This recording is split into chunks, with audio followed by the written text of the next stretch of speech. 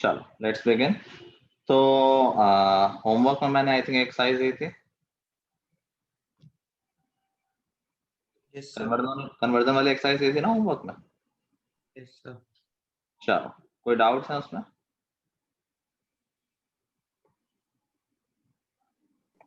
So question number 4. 13.3 थी ना ये? Yes sir. क्वेश्चन नंबर 4, उसके पहले कोई डाउट?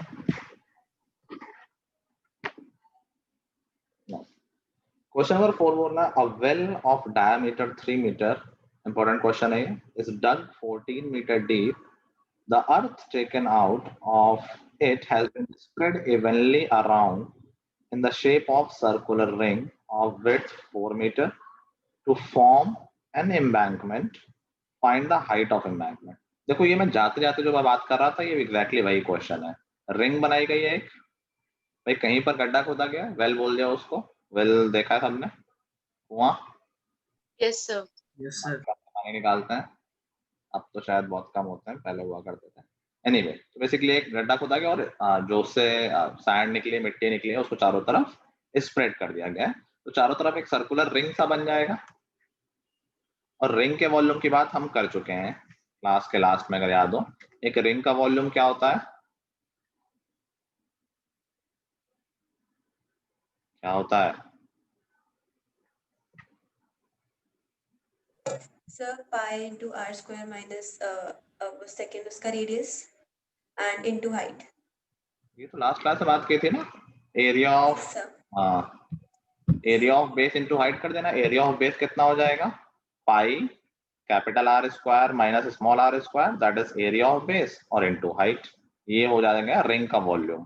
तो this will be the volume जो सैंड निकाली गई है। और जो सैंड जहां से निकाली गई वो किस शेप का है? जो वेल कुआं खोद रहे वो किस शेप का कुआं होगा? Cylinder. दोगे ना, तो सिलेंड्रिकल शेप है। तो बेसिकली काम वही हो रहा है कि एक सिलेंडर को कन्वर्ट कर दिया गया है रिंग में, तो दोनों का वॉल्यूम इक्वल कर देना है। That should be equal to pi. जो वेल खोदा गया है उसकी रेडियस क्या इनमें से किसी रेडियस की इक्वल होगी? उसकी रेडियस क्या इनमें से किसी रेडियस की इक्वल होगी जो रेडियस गिवन है? ये दोनों तुम लोग इमेजिन नहीं कर पा रहे हो क्या? यही तो वेल है जो मैं रेड से बना रहा हूँ। भाई यहाँ से मिट्टी खोदी गई है और बाहर डाल दी गई है। तो वेल की रेडियस क्या रिंग की इनर रेडियस के इक्वल है? Yes sir. Yes. पक्का सब लोग इमेजिन कर पा रहे हो ना कि एक जगह यार गड्ढा खोदा और मिट्टी चारों तरफ डाल दी, तो जो गड्ढे की रेडियस वही रिंग की इनर रेडियस।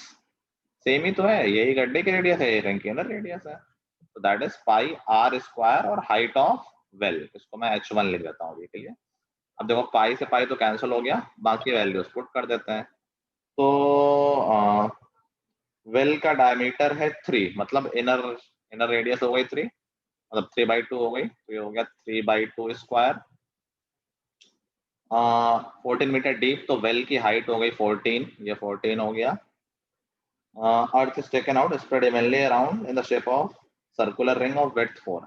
इसकी विड्थ 4 दे रखी है, तो अगर मुझे इनर रेडियस पता है तो क्या मैं आउटर रेडियस निकाल लूंगा? Yes sir. इनर रेडियस है 3/2, आउटर रेडियस क्या हो जाएगी यहाँ पर? Inner radius plus width. Inner radius plus width, ये 3/2 इनर रेडियस थी, 4 और ऐड कर देंगे तो वो हो जाएगा I think 11/2। 11/2 square minus inner तो पता ही थी 3/2 स्क्वायर, और इसकी हाइट ही पूछी गई होगी। Find the height of embankment. Height को ऐसे लिख दो, बस अब कैलकुलेशन है, इसको सॉल्व कर लेंगे। इसमें मैं a प्लस बी और a माइनस बी लगा देता हूँ। a square minus B square हो गया ना, दोनों को ऐड करेंगे तो 11/2 प्लस 3/2 हो जाएगा 7। दोनों को सब्ट्रैक्ट करेंगे तो 11/2 माइनस 3/2 हो जाएगा 4 into H is equal to, ये है 9 इंटू 14 अपॉन 4। एक अच्छा निकलना नहीं आ रहा, ठीक है। 7 से 14 कैंसिल, और बस, तो हाइट कितनी आ गई? 18/16 या फिर 9/8 मीटर। ठीक है, आ गया सबको? थर्ड भी ऐसा ही है? क्या थर्ड वाला भी ऐसा ही है क्या? थर्ड वाला कह रहा है a 20 meter deep well with diameter this is dug and earth from digging evenly spread out from to form a platform 22 meter by 14 find the height of platform. नहीं, थर्ड वाले में क्या है, जो मिट्टी निकाली गई उससे एक प्लेटफॉर्म बनाया गया है. अब जो प्लेटफॉर्म का शेप उसने मेंशन नहीं किया है, लेकिन डायमेंशन से हम अज्यूम कर सकते हैं कि जो प्लेटफॉर्म की बात कर रहा है वो रेक्टेंगुलर है. लेंथ और विड्थ दी तो रेक्टेंगुलर ही तो बन रहा होगा. Yes, sir. ठीक है, और इनटू हाइट करने बेसिकली एक क्यूबॉइड बन जाएगा. जब एलबी है, नीचे रेक्टेंगल और ऊपर उठता जाएगा तो क्यूबॉइड बनेगा. तो जो वो सैंड निकाली गई है उसका volume should be equal to volume of cuboid. Equal करके आ जाएगी height. हाँ, कॉन्सेप्ट ये है, वॉल्यूम दोनों केस में इक्वल होगा. बस Okay. इसमें जो सिलेंडर और रिंग थे उसमें सिलेंडर और क्यूबॉइड है. ठीक है, Yes, sir. Next Sir, question 8. Question 8. Question 8 बोल रहा है कि water in a canal 6 metre wide 1.5 metre deep is flowing with this speed. How much area will it irrigate in 30 minute if 8 centimetre of standing water is needed. ये class 9th में पढ़ा था हम लोगों ने. याद है कुछ लोगों का फॉर्मूला? याद है? Area of distance in speed into time या distance था. क्या बोल रहे, मतलब नहीं याद है? थोड़ा बहुत याद था, थोड़ा भूल गए. किसी को याद है फॉर्मूला? जब रनिंग वाटर होता है, टैप से रनिंग हो या किसी कैनाल में रनिंग हो, so what do we use?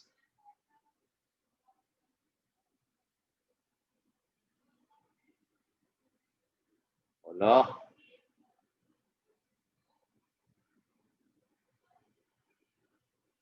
Ninth पास करके आए हो सब लोग? इस सोर्स लगा दिया था स्कूल में.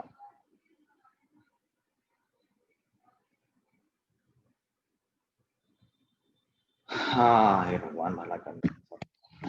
चलो, जब वाटर रनिंग होता है, एक कैनाल में वाटर रनिंग है या टैप से वाटर फ्लो कर रहा है, फ्लोइंग वाटर के लिए एक फॉर्मूला था जो 9th में पढ़ा गया था. एरिया ऑफ क्रॉस सेक्शन, मैं शॉर्ट में सिर्फ एरिया लिख दे रहा हूँ, that is area of cross section. जहां से पानी निकल रहा है, जहां से वाटर फ्लो कर रहा है, उस शेप का area into speed into time is equal to volume. ठीक है, this is the formula for volume of running water. तो कभी बोलते हैं टैप ऑन कर रखा है तो टैप का क्रॉस सेक्शन कैसा होता है? Cylindrical. क्रॉस सेक्शन हमेशा एरिया होता है कि जहां से पानी निकल रहा है वो शेप किस तरह का है.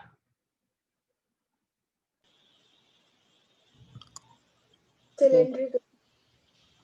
नहीं. सिलेंडर तो 3D शेप हो गया. एरिया एक 2D शेप होता है ना. कट करते हैं किसी चीज को, जो कट करने के बाद शेप दिख रहा होता है उसको बोलते हैं क्रॉस सेक्शन. Circle. भाई एक टैप में वाटर निकलता है तो अगर सिर्फ टैप जहां से वाटर निकल रहा है वहां का शेप देखोगे, that is a circle. Unless किसी के यहाँ कोई स्पेशल टैप लगाओ, या नॉर्मल टैप की बात हो रही, कोई करंट वगैरह क्यूबॉइडल लगा है वैसा पानी निकलता है, आइस क्यूब्स निकलते हैं, उनकी बात नहीं हो रही है, नॉर्मल बात हो रही है. तो area of cross section tap में सर्कल होगा. अगर रिवर फ्लो कर रही है और कहीं वाटर गिर रहा है, रिवर का क्रॉस सेक्शन कैसा होगा? Rectangular. रेक्टेंगल. भाई रिवर फ्लो कर रही है, अब देखो जहां से पानी गिर रहा है, मान लो ऐसे रिवर फ्लो कर रही है और नीचे पानी गिर रहा है, तो जिस पोर्शन से पानी गिर रहा है उस पोर्शन का क्रॉस सेक्शन उसको कट करोगे ऐसे, देखो तुम्हारे पास क्या आएगी, एक उसकी रिवर की विड्थ आ जाएगी और रिवर की हाइट आ जाएगी. लेंथ से मतलब ही नहीं है, हम तो एरिया क्रॉस से जहां से पानी निकल रहा है वहां से बात हो रही है. ठीक है, so that area will be taken as area of rectangle. ठीक है, तो इस क्वेश्चन में देखो क्या हो रहा है कि एक कैनाल है, काइंड ऑफ रिवर है, उसका विड्थ और डेप्थ दे रखी है. That means we can find the area from this. And उसकी स्पीड दे रखी है और टाइम भी दे रखा है. तो हम क्या अमाउंट ऑफ वाटर जो 30 मिनट में गया वो निकाल सकते हैं इस फॉर्मूला को यूज करके, है ना. अब कह रहा है ये कितना एरिया इरिगेट कर देगा. अगेन ये सब 9th में हो रखा है, कितना एरिया इरिगेट कर देगा. तो बात समझो कि ऐसे तो तुम किसी भी फील्ड में पानी भरते जाओ, कोई कह देगा कि मैंने बस थोड़ा सा गीला कर दिया इरिगेट हो गया है, कोई कह देगा कि नहीं मैंने पूरा पूरा खेत भर दिया ऊपर तक तब इरिगेट हो गया है. तो of course we need a definition कि भाई इरिगेशन कब माना जाएगा, कितना पानी भरा जाए. बात समझ रहे हो? भाई कोई पूरे में हल्का हल्का पानी मत छिड़क दे ऐसे कि लो हो गया इरिगेशन, कोई एकदम पूरा टैंकर पलट दे वो भी कह देगा हो गया इरिगेशन। सेम एरिया में ज्यादा पानी डाला जा सकता है, ज्यादा है कम। हाँ, just Yes, sir. Just glass है, ग्लास में अगर पानी भरना है तो हल्की सी ड्रॉप डालोगे तब भी ग्लास गीला हो गया, उसका बेस गीला हो गया, पूरा ग्लास भर दोगे तब भी उसका बेस गीला हो गया। तो एक हाइट फिक्स की जाती है कि जब इतना हाइट हो जाएगा पानी का तो हम बस पानी बंद कर देंगे और कह देंगे इरिगेशन हमारा हो गया है। बात समझे? हाइट फिक्स कर दी जाएगी कि इतनी हाइट का पानी, 2 mm पानी आ गया मतलब इरिगेशन हो गया, 10 mm पानी आ गया मतलब इरिगेशन हो गया। हाइट फिक्स कर दी गई है। अब एरिया वेरिएबल है, तो volume of water in the field वो किस शेप का होगा? जब फील्ड में वाटर भरा है तो क्या शेप लेगा वो?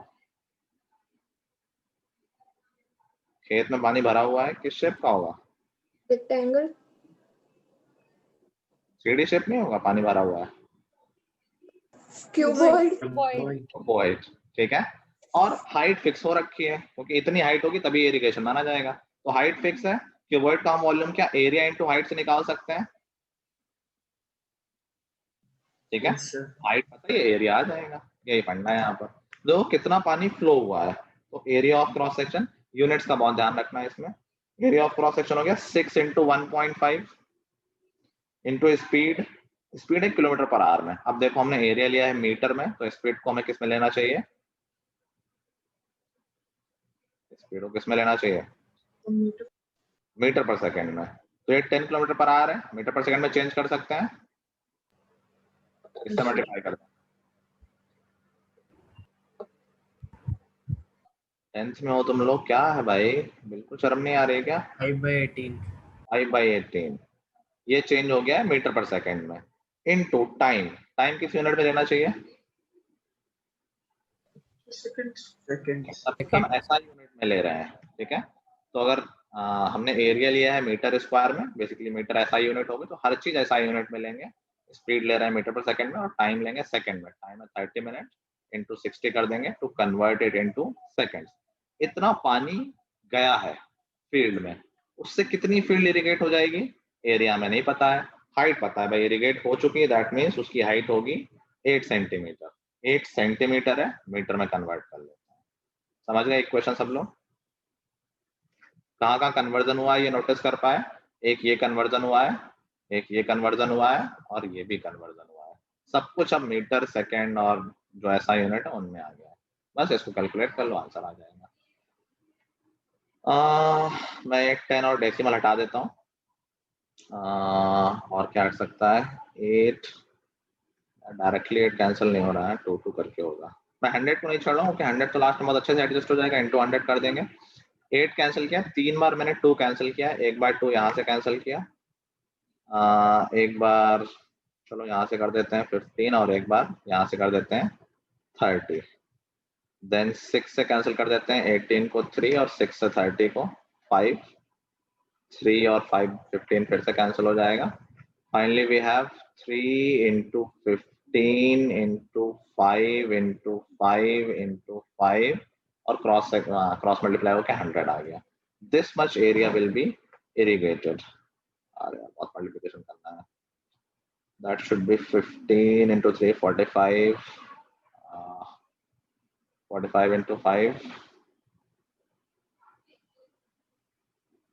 225.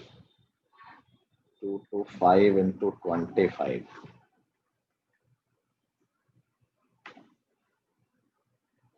देखना कोई पीछे आंसर मीटर स्क्वायर में।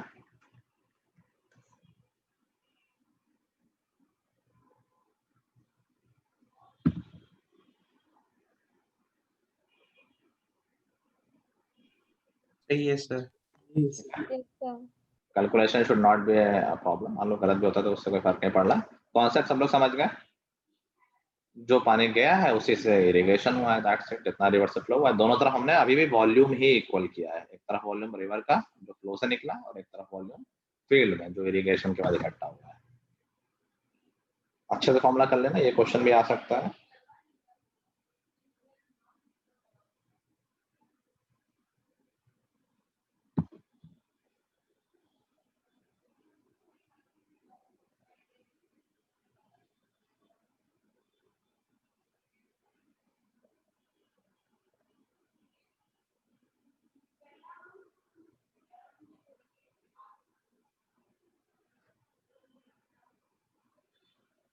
8/100 क्यों किया? सेंटीमीटर था ना, मीटर में कन्वर्ट किया।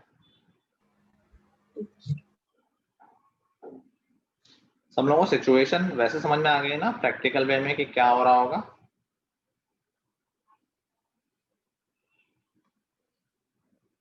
अगर प्रैक्टिकल नहीं आया तो फिर वो कुछ और लैंग्वेज लिख देगा, तुम लोग फिर कंफ्यूज हो जाओगे। तो समझना जरूरी है, समझ के करना।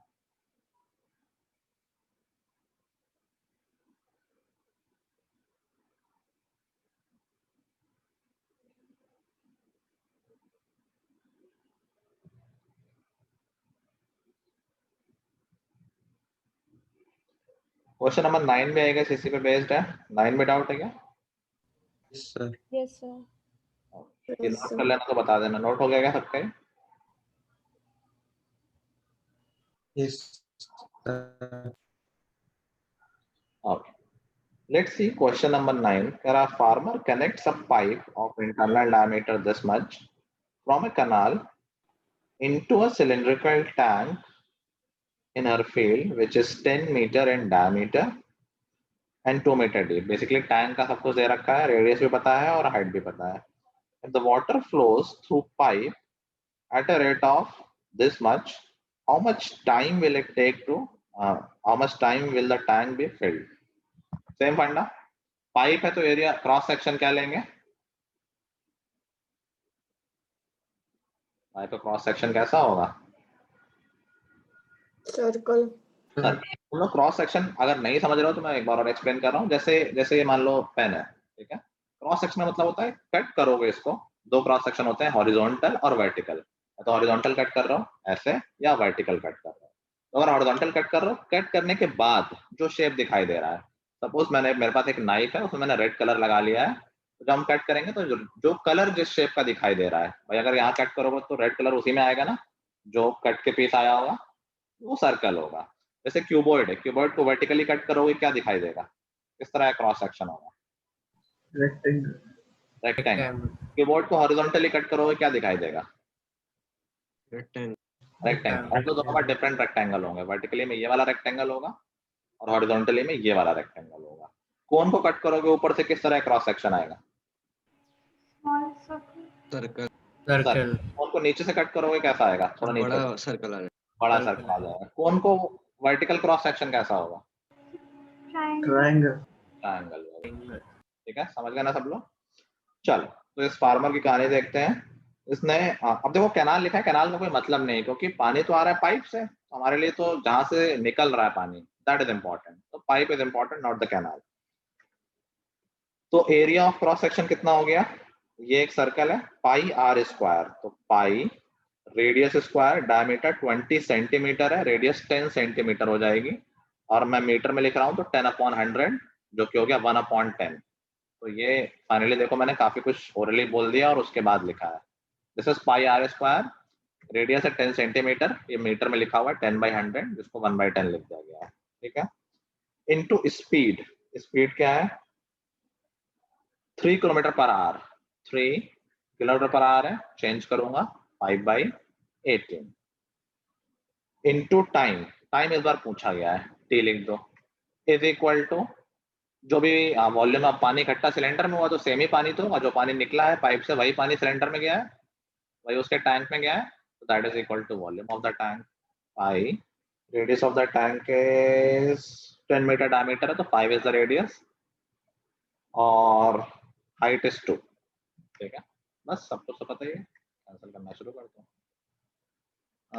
5 से 5 कैंसिल, देन 3 से 18 कैंसिल, 6 और तो कुछ कैंसिल हो नहीं रहा है। तो हमारा टाइम हो गया, यहाँ 5 इंटू 2 10 हो गया, यहाँ पर 10 है, यहाँ पर 10 है, तो 1000 हो गया इंटू 6, 6000 सेकेंड। सब कुछ ऐसा यूनिट में है, मिनट में करना है तो बाई 60 कर देंगे, तो that would be 100 minutes. Check कर लेना आंसर।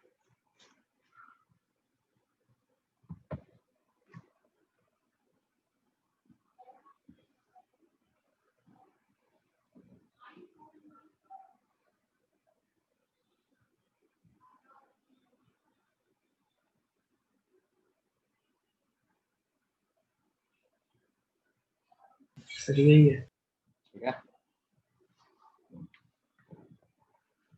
और कोई डाउट रह रहा है किसी का?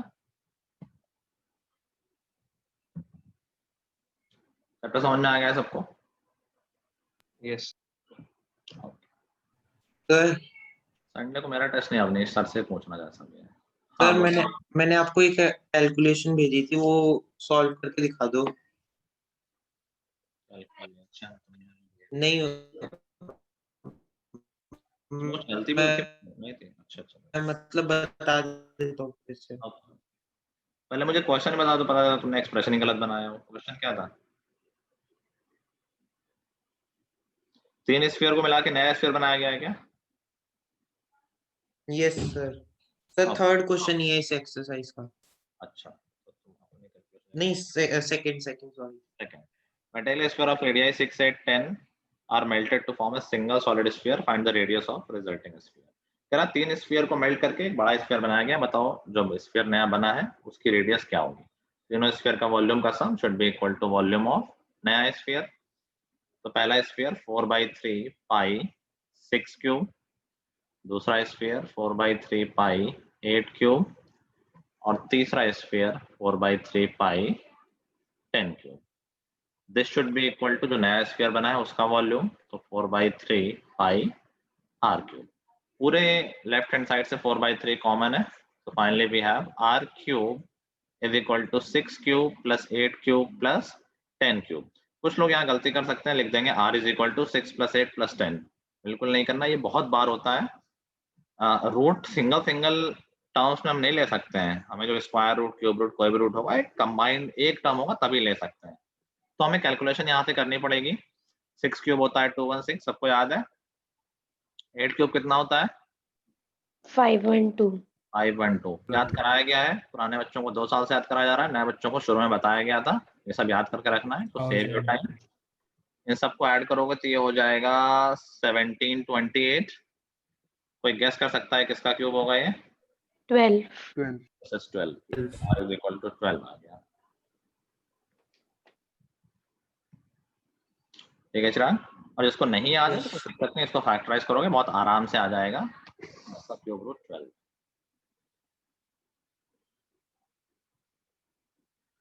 कृतिका एंड मोहित, तुम लोग इस बैच में क्या कर रहे हो?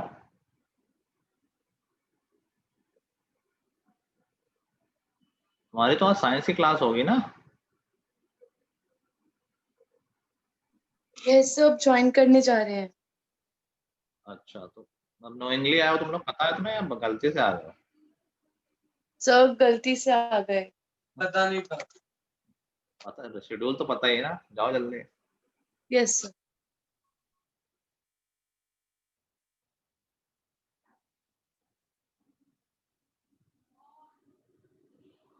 लिख लिया सबने?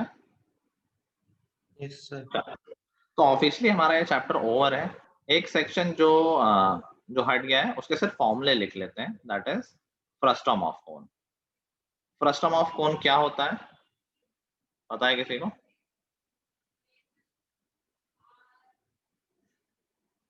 नहीं पता। सर जब कोन को बीच में से काट देते हैं। बीच का मतलब बिल्कुल बीचों बीच? सर कहीं से भी काट सकते हैं सर। अरे कोन को अगर हम कहीं से कट कर दें हॉरिजॉन्टली, तो जो बचा हुआ पोर्शन होता है उसको बोलते हैं frustum of cone. That will look kind of bucket. देखो हमारी बकेट एक्चुअली सिलेंड्रिकल शेप की नहीं होती, और किसी ने अगर लोहे की बकेट देखी है तो बहुत क्लियरली दिख जाएगा कि एक तरफ नीचे की तरफ पतली और ऊपर की तरफ ज्यादा चौड़ी होती है। देखियो ये बकेट। Yes sir. तो अगर हम इस कोन को मान लो हमने यहाँ से कट कर दिया है, ठीक है, हॉरिजॉन्टली ऐसे नाइफ लिया और कट, ठीक है, जैसे तुम्हारी बर्थडे कैप है लेके कट कर सकते हो, फ्रस्टम ऑफ कोन बन जाएगा। So it will look something like that. ऊपर एक सर्कल, ये काइंड ऑफ उल्टी बकेट रखी हुई है, और नीचे एक सर्कल। एग्रीड? अब देखो फ्रस्टम ऑफ कोन में क्या क्या होता है, जैसे कोन में रेडियस, हाइट और स्लैंट हाइट होती है, ऐसे ही फ्रस्टम में क्या क्या होता है। कॉन्सेप्ट इसमें कुछ है नहीं, बस कैलकुलेशन इसकी लंबी होती थी। अच्छी बात है, हट गया, फालतू टेंशन देता था, कैलकुलेशन कई बार गलत हो जाती थी। तो देखो इसमें क्या क्या हो जाएगा, हमारे पास इस बार 2 रेडियस हो जाएंगी, एक ऊपर वाली रेडियस और एक नीचे वाली रेडियस। ठीक है, एक को हमने R1 बोल दिया और एक को R2 बोल दिया। फ्रस्टम की एक हाइट हो जाएगी, this is the height of frustum, और फ्रस्टम की स्लैंट हाइट हो जाएगी, this is the slant height. तो रिप्रेजेंटेशन सेम ही है, हाइट को h और स्लैंट हाइट को l से कर दिया। ठीक है, ठीक है Chirag. Now can you see is there a relation between this radii, height and slant height? इनमें कोई रिलेशन बन सकता है क्या? जैसे कोन में रेडियस, हाइट और स्लैंट हाइट में पाइथागोरस वाला रिलेशन होता है, क्या यहाँ पर कोई रिलेशन हो सकता है?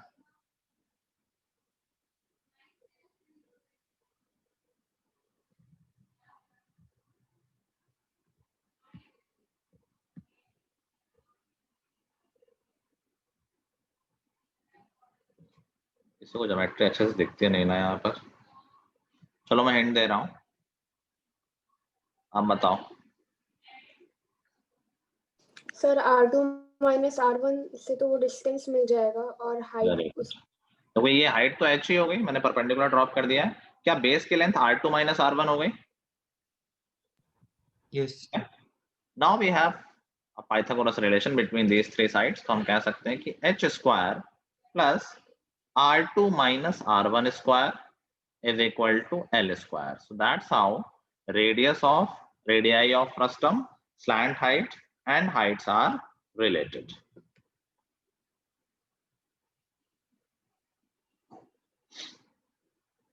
सर ये हट चुका है ना? ये हट चुका है।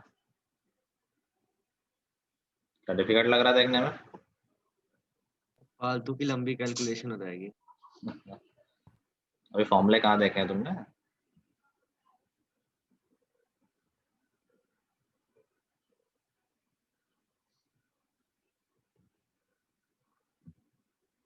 चलो नेक्स्ट थिंग, वो सारी चीजें, इसका CSA क्या होगा? तो कोन ऐसे फॉर्मूले होते हैं, तो CSA ऑफ द कोन क्या होता है?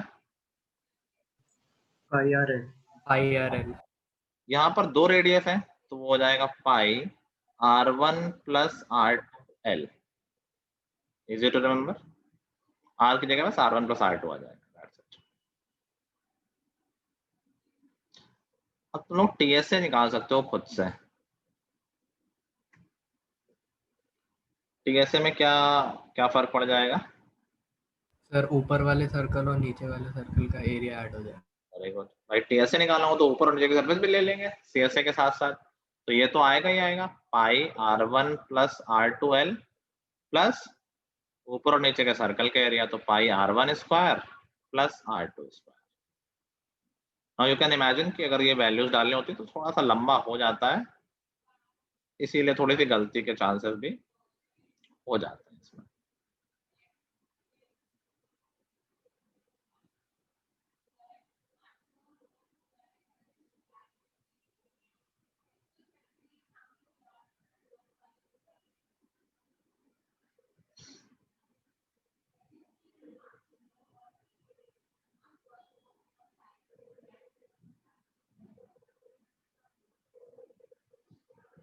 लिख लिया? ऐसे इसका वॉल्यूम भी हो जाएगा। वॉल्यूम ऑफ कौन याद है? 1/3 pi square h। 1/3 pi are square. अब देखो यहाँ ऑब्जर्व करोगे तो कनेक्टेड है कौन से को, ये कौन का ही पार्ट है, इसलिए थोड़ा थोड़ा कौन जैसे फॉर्मूले दिख भी रहे हैं तुम्हें। तो 1/3 पाई आर स्क्वायर एच होता था फॉर्मूला, दैट मीन्स जो रेडियस होती थी उसका खुद से मल्टीप्लीकेशन आर स्क्वायर। ठीक है, तो वॉल्यूम में क्या हो जाएगा? अब सिंस दो रेडियस है तो जितने भी कॉम्बिनेशन बन सकते हैं दो दो के, वो सारे कॉम्बिनेशन बन जाएंगे, बाकी फॉर्मूला बिल्कुल सेम रहेगा। 1/3 रहेगा, पाई भी रहेगा, एच भी रहेगा, रेडियस के सारे कॉम्बिनेशन, R1 स्क्वायर आएगा, R2 स्क्वायर आएगा और R1 R2। This is the formula for volume of frustum.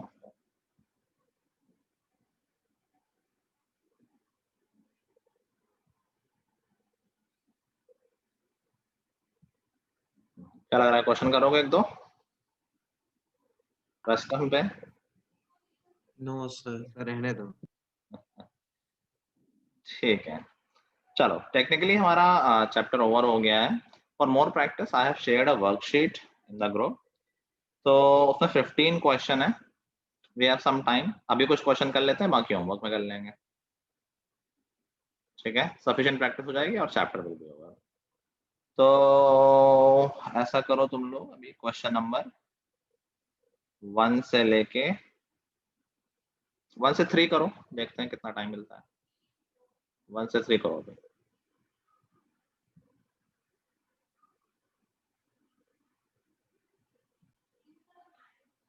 Arjun camera off करके क्लास से भाग जाता है। सामने तुम्हारा हुआ था फर्स्ट, ठीक हुआ था? हाँ सर वो सही हो गया। किसी को डाउट है फर्स्ट में? Yes sir. Okay. Here the ratio of radius of a cone and cylinder of same volume is 3:5. Okay. एक कोन है और एक सिलेंडर है। 3:5 रेशियो तो मान लेता हूँ कोन की रेडियस है 3r और सिलेंडर की 5r। किसी ने 3x 5x लिया, सेम बात है, नाम से कोई फर्क नहीं पड़ता। और इनका वॉल्यूम सेम है, तो volume of cone is equal to volume of cylinder. Height में रेशियो निकालना, हाइट हमें नहीं पता है। मैंने कोन की हाइट मान ली है h1 और सिलेंडर की h2, तो हमें h1 अपॉन h2 बताना है। ठीक है, तो वॉल्यूम ऑफ कोन हो जाएगा 1/3 पाई r square, radius of cone है 3r, तो 3r square into h1। Volume of cylinder हो जाएगा पाई r square, that is 5r square into h2। पाई से पाई कैंसिल एंड यहाँ हो जाएगा देखो 1/3 9r स्क्वायर, इसकी गलती नहीं करना, into h1 is equal to 25r square into h2। r square cancel, 3 और 9 कैंसिल। देखो h1 अपॉन h2 क्या आ गया, h2 को मैं लेफ्ट हैंड साइड में ले आऊं, 25/3 तो आ गया। Yes sir.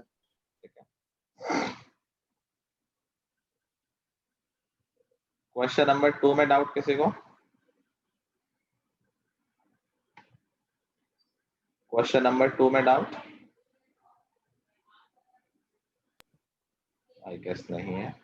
क्वेश्चन नंबर 3 में doubt? No sir. Question number 3 में? क्वेश्चन नंबर 4 में?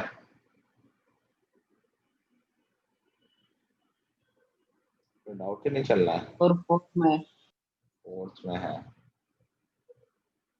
तो क्वेश्चन नंबर 4 क्या बोल रहा है कि a metallic solid cone is melted to form a solid cylinder। पहले कौन था, सिलेंडर बनाया गया, और दोनों केस में वॉल्यूम इक्वल होगा। The height of cone was 16 centimeter and ratio of radius of cone to cylinder is this, find the height of cylinder। तो जब भी रेशियो दिया हो तो बस आगे x से r लगा लिया करो। तो कोन है और सिलेंडर है एंड वी नो दोनों का वॉल्यूम इक्वल होगा। ठीक है, हाइट ऑफ कोन है 16, तो कोन की हाइट 16 है और रेडियस में रेशियो 3:2 का, तो कोन की रेडियस 3r, सिलेंडर की रेडियस 2r और हाइट ऑफ सिलेंडर निकालनी, तो उसको हम h मान लेंगे। तो वॉल्यूम ऑफ कोन क्या हो जाएगा 1/3 पाई रेडियस स्क्वायर, 3r का स्क्वायर करेंगे तो वो 9r स्क्वायर हो जाएगा इंटू h जो कि 16 है। This is equal to pi cylinder की रेडियस 2r, उसका square 4r square into h, height हमें नहीं पता है। r स्क्वायर कैंसिल, पाई और पाई कैंसिल, 3 से 9 कैंसिल, 4 से 16 कैंसिल, हाइट ऑफ सिलेंडर क्या आ गई 12।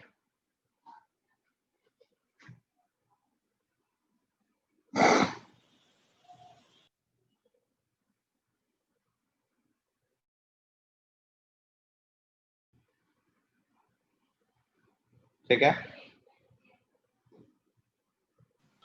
Yes sir. चलो बाकी क्वेश्चन होमवर्क में कर लेंगे। Question number 9, 10 and 13, 14, sorry 14, 15 they are based on first one, you can skip them। तो हमने 4 क्वेश्चन ऑलरेडी कर लिए हैं, 4 you can skip, तो there are only 7 questions left। ठीक है, कर लेना, और किसी ने जो एनसीईआरटी मिस की हो एनसीईआरटी कंप्लीट कर लेना। हमने सब कुछ कवर कर लिया है, this chapter is thoroughly covered, all the questions mostly मैंने क्लास में ही करा दिए, कोई भी क्वेश्चन इसके बाहर से नहीं आएगा and this chapter is over. इसके बाद हमें क्या करना था, क्या डिसाइड हुआ था लास्ट क्लास में? सर एरिया के क्वेश्चन रह गए थे।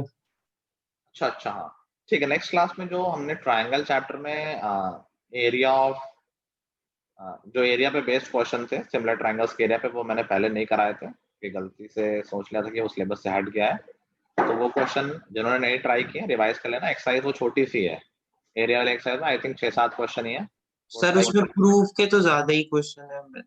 कोई बात नहीं, जो भी मे भी कुछ लोगों ने पहले ट्राई किया और भूल गया हो, तो एक बार उनको फिर से देख लोगे तो याद आ जाएगा, फिर हम डिस्कस करेंगे तो कवर हो जाएगा। ठीक है, नेक्स्ट वी में डू देन कंस्ट्रक्शन। चलो सिलेबस खत्म ही कर लेते हैं। तो सब लोग ज्योमेट्री बॉक्स अरेंज कर लेना, अभी आई थिंक चीजें खुल गई हैं, ऑनलाइन ऑर्डर कर देना जो भी है। आई गेस एक क्लास तो इसमें निकल जाएगी डिस्कशन एंड आउट में, तो उसकी नेक्स्ट क्लास जो कि आई थिंक वेडनेसडे को होगी, तब तक कोशिश करना सब लोग ज्योमेट्री बॉक्स अरेंज कर लें। सबके पास पुराना होगा या आई होप, ना हो तो ध्यान से मार्केट से ले आना। ठीक है, सर हाँ जो प्रूफ वाला पार्ट है वो तो हट गया है ना? थ्योरम का प्रूफ हट गया है, वो वाले क्वेश्चन आ सकते हैं। Okay sir. ठीक है, चलो जल्दी छूट रहे हो आज, हैप्पी? Yes sir. ठीक है, आज के लिए इतना ही, till the next time, goodbye everyone, have a good day, bye bye all. Bye sir. Thank you sir. Thank you.